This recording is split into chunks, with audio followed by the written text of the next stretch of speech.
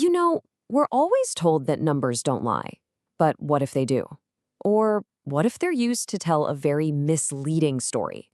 Today, we're going to put on our detective hats and learn how to spot when statistics are trying to pull a fast one on us. So, let's start our investigation with a real-life puzzle, a statistic that made headlines not too long ago and honestly seemed to make absolutely no sense at all. And this is the question at the heart of the whole thing. It feels like a riddle, right? How is it possible that the group that's safer can somehow end up being the majority of the victims? This very question fueled a massive public debate. And the answer, well, it reveals a really common but powerful statistical illusion. All right, take a look at this. This is data from September 2022.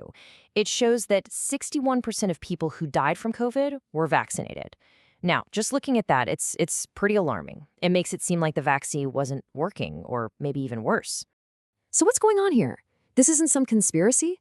It's actually a classic example of how our intuition can get totally fooled by statistics. The truth is hiding in the data, and to find it, we need to understand a very particular kind of trick the numbers can play. All right, let's pull back the curtain. This statistical illusion has a name, and it's a famous trap that trips up even seasoned analysts. It's called Simpson's paradox. So what on earth is Simpson's paradox? Basically, it's this bizarre thing that happens when we look at the big combined picture, the aggregate data, and we miss a key detail that completely flips the story on its head. The trend you see when everything's lumped together is the exact opposite of the trend inside the smaller individual groups. Okay, so the secret here, the hidden culprit, is what's known as a confounding variable. And in the case of that COVID data, the big confounding variable was age. You see, the vaccinated population, especially back in 2022, was much, much older on average. And older people, well, they naturally have a higher risk of severe outcomes from any illness. And get this, as soon as you account for that hidden variable, the whole story reverses. The CDC did just that. They adjusted for age, and they found that vaccinated and boosted people actually had an 18.6 times lower risk of dying from COVID. Boom, paradox solved. And this is not a new thing, by the way.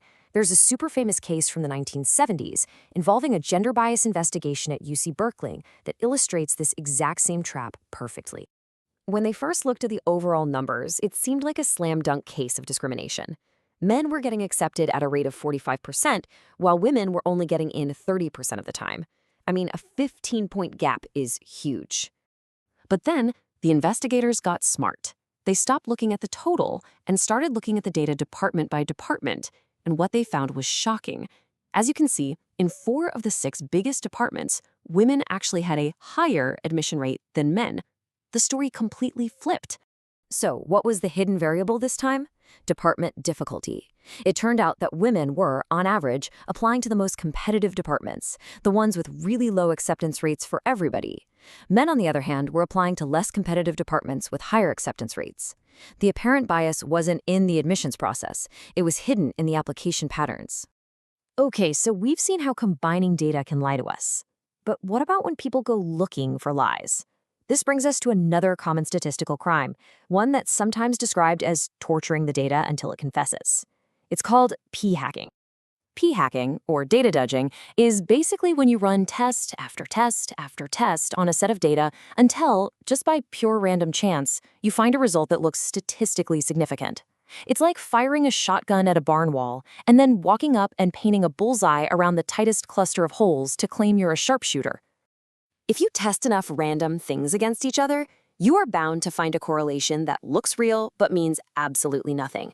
For example, one hilarious analysis found a nearly perfect correlation between the number of letters in the winning word of the National Spelling Bee and the number of people killed by venomous spiders. It's a real correlation, and it is completely, utterly meaningless. But p-hacking isn't just a funny little thought experiment. It has real-world consequences. In one famous hoax, a journalist actually designed a deliberately flawed study just to prove how easy it is to get these junk results to make headlines all over the world. So here's how they did it. It was devilishly simple. They used a tiny sample, just 15 people. They tested 18 different health variables, things like cholesterol, sleep, blood pressure, you name it.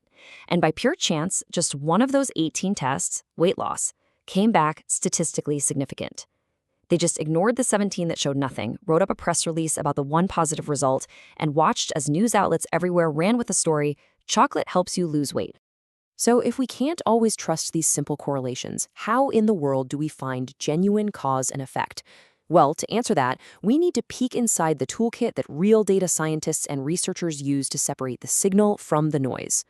Experts have a few really powerful ways of thinking about this. One is kind of like a what-if machine. It compares what actually happened to what would have happened if you changed just one thing. Another is like an architectural blueprint, using complex math to map out an entire system. But the one we're going to focus on is more like a roadmap. It lets you literally draw the connections between cause and effect. And that's the one we'll dive into, directed acyclic graphs, or DAGs. We're focusing on them because they give us this really intuitive, visual way to understand the massive difference between just watching the world happen versus actually stepping in and changing something. Okay, so this is the core idea, and it's brilliant. On the left, you see the observational model. This is the world as it is, with all these arrows showing what influences what.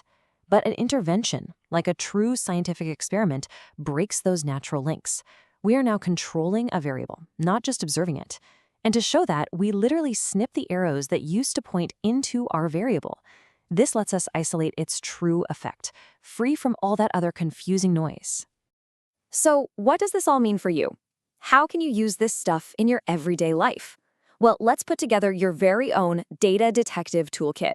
Here are 3 simple but incredibly powerful questions to arm yourself with.